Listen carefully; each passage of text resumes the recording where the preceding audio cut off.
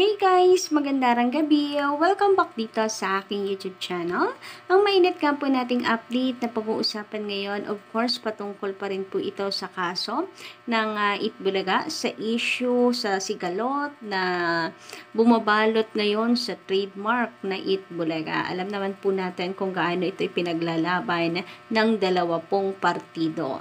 But ang update nga raw po ay nasabon at nag-isa daw pala sa Regional Trial Court ang Tape Inc. or yung witness po ng Tape Inc. dahil ito po ay hinggil sa kaso na isinampa ng TVJ sa kanila for writ of preliminary injunction, copyright infringement, and unfair competition. So, yan po ang usap-usapan sa social media dahil mayroon daw po talagang butas dito sa ipinaglalaban ng Tape Inc. Dapat daw kasi ay ibigay na lamang daw po ito sa TVJ since malinaw naman daw po sa taong bayan na TVJ ang tunay na nagmamay-ari ng titulong Itbulaga. Sabi po dito halos host tells court he owns Itbulaga. So yan po yung pinaka-title niyan. Maaari niyo po yung i-search sa Google. Halos host tells court he owns Itbulaga. Akin ang Itbulaga. Television and Production Exponent Inc. or TIP, Chairman Romeo Halos Host Sr. made this claim before the Marikina Regional Trial Court on Monday during the resumption of the hearing on the issue of who owns the Itbulaga trademark. In his testimony, the 83-year-old former lawmaker said, akin ang PSI and tape, kaya akin din ang Itbulaga. PSI and tape belongs to me. So, Itbulaga also belongs to me. In English lang pala, sorry. PSI is Production Specialist INC. Halos host said he conceptualized everything about the show.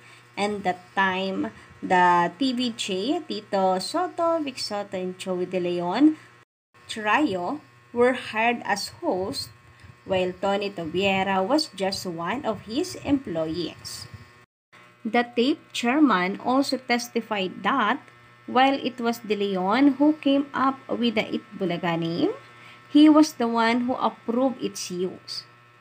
On cross-examination, Halos host said that when Tobiera talked with Trio in 1979 to host the noontime show, the program had no name yet. So, ibig sabihin Kauchi, sa akin lang naman pong interpretasyon niya dito is that hinired nila ang TVJ, hindi sa Itbulaga. Sa isang noontime show pero hindi Itbulaga kasi wala pa pong pangalan. Anyway, sabi pa dito, he said Tape applied for a trademark to the Itbulaga name only years after the TVJ have been using it. Pero ito ang masaklap Kauchi. He did not present documentary proof showing him as an incorporator of Tape and PSI when these were registered in 1981 and 1979 respectively. Bakit kaya wala, no? Siya po yung may-ari noon. Sabi pa dito, Halos host said the first time he visited the Itbulaga studio was last February 1, 2023. So, bakit February 2023? Pagpalagay po natin na 1995 po siya nakulong. So, 1979 nagsimula. So, mahaba yung panahon natatapak siya sa Itbulaga. Bakit di niya yun nagawa? February 2023 lang. Ngayon lang siya nakatapak. So, paano niya mapapatunayan tuloy na kanya yon? Wala naman po siyang presensya. So, yun yung pagkakaintindi ko dito. Pa-correct na lamang po. Hindi ko naman sinasabing tama ako. Pero, yun nga ang isang masaklap dito na kiniklaim niya pero wala naman siyang maipresentang documentary proof of showing him as an incorporator of Tape Inc. Pati na rin ang PSI. Tapos first time na bumisita sa Itbulaga studio ay February 1, 2023 pa. The tape chairman also admitted that his 1995 conviction for a criminal case had a civil interdiction or accessory penalty which barred him from being part of any company. So kahit na 1979 nagsimula po ang PSIA at saka Tape Inc. Kahit na ikatwiran po nila yan, 1995 na yan, malapit na pong mag 2000s. Anyway, sabi pa dito, tape lawyers also presented Maria Lourdes Malu Fagar, who was the former creative and production chief of Itbulaga, whom Jennifer replaced in 1994. Fagar testified that Ferre was an employee of Tape and that all her creations were owned by Tape, being the employer. He also insisted that Tape is the registered owner of Itbulaga trademark. Pero samantala, on cross-examination, she admitted that Ferre was not a regular employee because she was paid under a confidential payroll, which is different from a regular payroll. So parang dito may butas din. Parang ang nangyayari, yung mga testify po nila lahat nababaliwala. Pagdating po sa cross-examination, she also could not produce any written employment contract for payroll. So kung ako siguro ito no, na wala pong yung after kong testify tapos wala po akong mairepresenta. Parang gusto ko na lamang pong kainin ng lupa. Parang gusto ko na lamang lamunin pag ako nasa sitwasyon. Anyway, sabi pa dito, the former head creator also admitted that the IPO wrote a letter to Tape stating that the ownership issue of Itbulaga is still pending and has not yet to be resolved by the Bureau of Legal Affairs. So, yan po yung nilalaman na ka-OG. And ayun nga po sa mga komento ng mga netizens, ay gisadong-gisado daw po talaga sila sa Regional Trial Court. Isa na ganap po na yan na hearing. And kayo ba, anong inyong masisay sa mga binasa po natin? Pa-comment lamang po sa baba ng inyo pong mga komento. Anyway, sabi naman dito, ni Joe Tawa, magandang gabi. Dapat nga alisin ng GMA yan na malulugi lang sila. Walang rating, lulubog pa din lulubog pa dahil malapit na hindi nila pwedeng gamitin ng Itbulaga. Mas lalo silang lulubog. Well, sa 2024 daw kasi ay talagang magiging malaya ng gamitin ito ng TVJ kung mananalo po sila. Dito po sa kanilang isinampang reklamo sa Tape Inc., which is ang injunction ka-OG, kaya malapit na daw, konting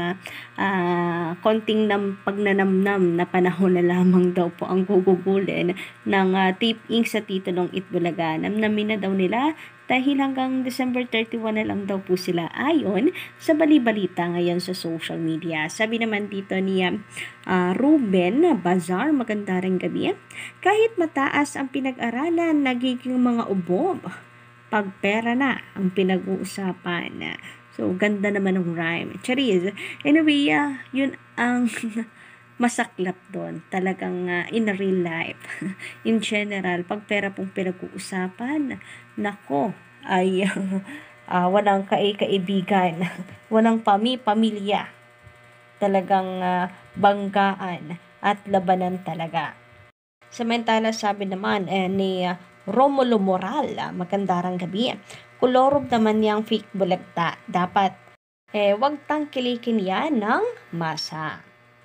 Ayun naman, sa komento ni Joel G, wala nang pakialam ang TVJ sa kung sino man ang panika ng GMA. Hindi na nila po problemahin ang issue ng GMA at Tape Inc. Basta nasa kanila na ang titulong Itbulaga. So kung sa bagay, bahala sila magkaroon ng transaksyon, ng negotiation, ka-OG na bagong kontrata, kung sakasakali, renewal ng kontrata, basta importante na sa TVJ ang Itbulaga. And wala na po tayong pakialam sa kanila. Totoo yan. And of course, lalong higit ang TVJ. Wala nang pakialam sa GMA and tape. Ano man po ang maging negotiation nila, once na mapanalo po nila ang titulong Itbulaga. Yun naman kasi importante, di ba? Mauwi po sa tunay na tahanan ang Itbulaga.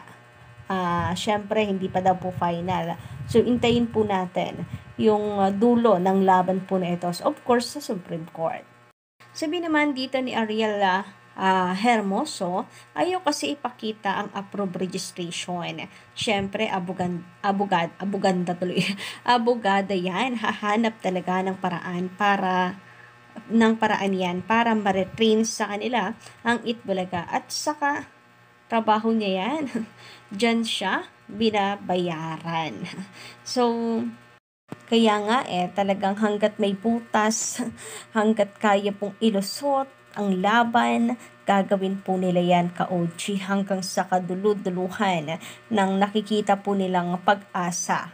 And about naman sa approved registration ni Joey De Leon o yung certificate na hinahanap po ng mga tao para nga naman matigil na yung pagdadakdak ng tape ink.